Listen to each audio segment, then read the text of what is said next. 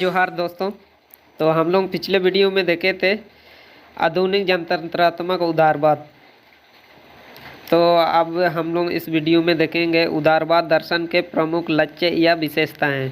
तो वीडियो में आगे बढ़ने से पहले अगर चैनल में नए हो तो चैनल को सब्सक्राइब कर दीजिएगा और वीडियो को लाइक कर दीजिएगा और कमेंट में बताइएगा कि वीडियो आपको कैसे लगा। तो चलिए सीधा टॉपिक पर आते हैं। उदारवाद दर्शन के प्रमुख लक्ष्य या विशेषताएं। आधुनिक उदारवाद सकारात्मक राज्य की धारणा की प्रतिपादन करता है। यह परंपरागत उदारवाद की तरह होता है। आर्थिक हस्तक्षेप के सिद्धांत को स्वीकार नहीं करता है। इस असमानती के बावजूद उदारवाद के दोनों रूपों परंपरागत और आधुनिक उदारवाद में समान रूप से निम्नलिखित विशेषताएं पाए जाते हैं। तो चलिए क्या क्या विशेषताएं हैं उदारवाद के, तो उसको देखते हैं। तो पहला है व्यक्ति प्रधान दर्शन उदारवाद। तो पहला है व्यक्ति प्रधान दर्शन उदारवाद। व्यक्ति प्रधान दर्शन उदारवाद का केंद्र तत्व व्यक्ति है। व्यक्ति प्रधान दर्शन उदारवाद का केंद्र जो है वो व्यक्ति है। होब्स तथा लोक अपने चिंता का परंपरागत व्याख्या किया है। इन्होंने व्यक्ति और इसके प्रकृति को समाज से अलग किया है। उदारवाद व्यक्ति को समाज का अंग नहीं मानता है।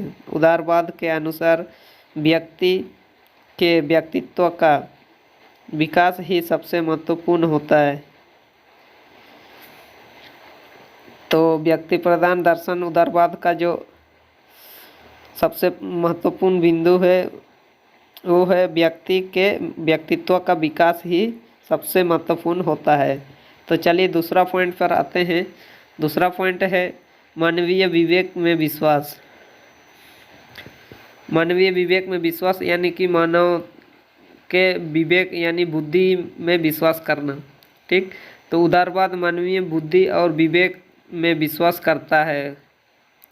मध्य युग में ईसाई धर्म में मानवीय वृद्धि को कठोर जकड़ कर या उस समय चक्र अधिकारी सत्ता की जो भी उसे ही अधिकारी माना जाता है। लेकिन तनावी 18वीं शताब्दी शादी नवगणना उदारवादी विचार ने अपने विवेक से सोचना प्रारंभ किया। जॉन और थॉमस ने इस दिशा में ऐतिहासिक भूमिका निभाई। थॉमस वेन ने मेरा नाम ही चर्चा है कहे कि रूढ़िवादी विचारधारकों को चुनौती दी। उदारवाद ने स्वतंत्र को जन्म दिया। उदारवाद में इतिहास तथा परंपरागत को नहीं माना जाता है। तो चलिए तीसरा पॉइंट की ओर बढ़ते हैं। तीसरा पॉइंट है व्यक्ति सद्य तथा समाज एवं राज्य साधन है। उदारवाद व्यक्ति को सद्य मानते हैं। वे व्यक्ति के बहुलिक बौद्धिक और अधिकार कल्याण को महत्वपूर्ण मानते हैं। उनके अनुसार समाज और राज्य के केवल साधन हैं और उनका मान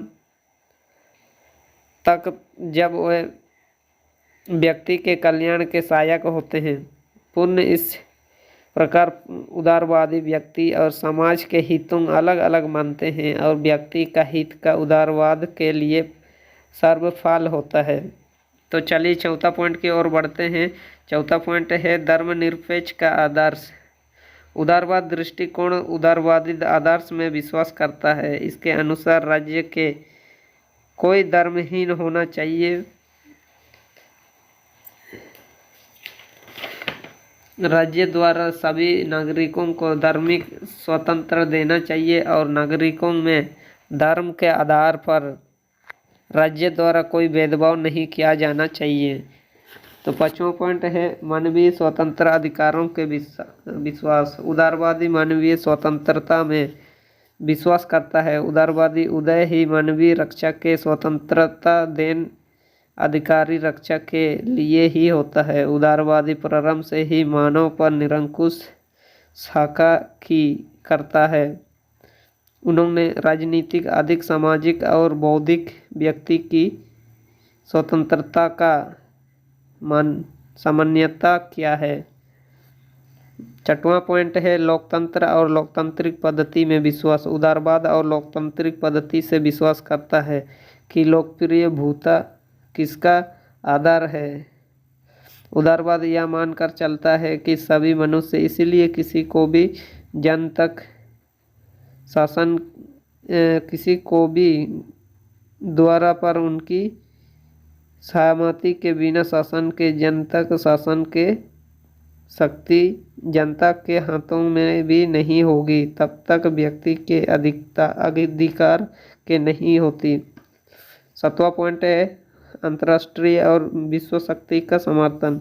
उदारवाद अंतर्राष्ट्रीय शक्ति की समर्थन करना और अंतर्राष्ट्रीय क्षेत्र राज्य में निरंकुशता का विशेष करता है। अंतर्राष्ट्रीय में विश्व शक्ति और विश्व बंधुल का विश्वास करता है। उदारवाद यह मानना है कि प्रत्येक राष्ट्रीय को धीरे धीरे शांतिपूर्ण प्रगति करनी चाहिए। इसके लिए राज्य कर, अंतर्राष्ट्रीय निपता अंत नैतिकता का पालन करना चाहिए।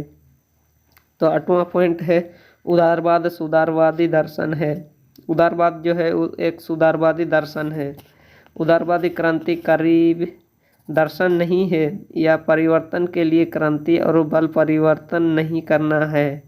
यह यहाँ बोला जा रहा है कि उदारवाद जो है एक सुधारवादी क्रांति है और इसमें बलपूर्वक किसी भी प्रकार का कोई परिवर्तन नहीं किया जाता है। ये शांतिपूर्ण परिवर्तन को ही उदारवादी का उद्देश्य है।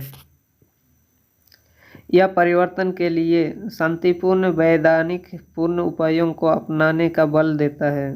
यह सुधारवादी दर्शन है जो मूल ढांचे को बनाए रखने के लिए सहमति के लिए व्यवस्था चाहता था। उदारवाद क्रांति हर अचानक बदल नहीं चाहता है। उदारवाद जो है तुरंत बदलाव नहीं चाहता है। वो पुराने मूल ढांचों को बनाए रखते हुए एक नए व्यवस्था को अपनाना चाहता है। तो चलिए 9वां पॉइंट है राज्य के माला क्षेत्र आवश्यक विस्तार नहीं। उदारवादी राज्य क्रय क्षेत्र में अनावश्यक नहीं चाहते हैं। परंपरागत उदारवाद इस बात पर बल दिया है कि राज्य के द्वारा चरित्र के व्यक्ति जीवन के कोई हस्तक्षेप नहीं देना चाहिए।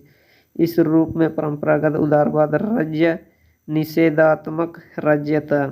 पुनिस राज्य आर्थिक हस्तक्षेप स्वीकार नहीं किया। केवल उनके अनुसार अपने नागरिकों के व्यक्तित्व का पूर्ण विकास होना चाहिए। इस पूर्ण में एक नव कल्याणकारी राज्य को मानते हैं। तो इस प्रकार से दोस्तों उदारवाद दर्शन के प्रमुख लक्ष्य या विशेषताएं हम लोग देख लिए हैं। तो आगे हम लोग देखने वाले हैं उदारवादी दृष्टिकोण की आलोचना। तो उदारवादी दृष्टिकोण की आलोचना के लिए हम आप लोगों के लिए एक अलग सा वीडियो लेके आएंगे। ज़्यादा लंबा ना हो इसीलिए हम अलग अलग वीडियो में चर्चा करेंगे। तो इस वीडियो में इतना ही। तो वीडियो में अंत होने से पहले अगर चैनल में नए हो तो चैनल को सब्सक्राइब कर दीजिएगा, वीडियो लाइक कर दीजिएगा और वीडियो कैसे लगा आप कमेंट में बताइएगा। तो तब तक के लिए जय हिंद जय भारत।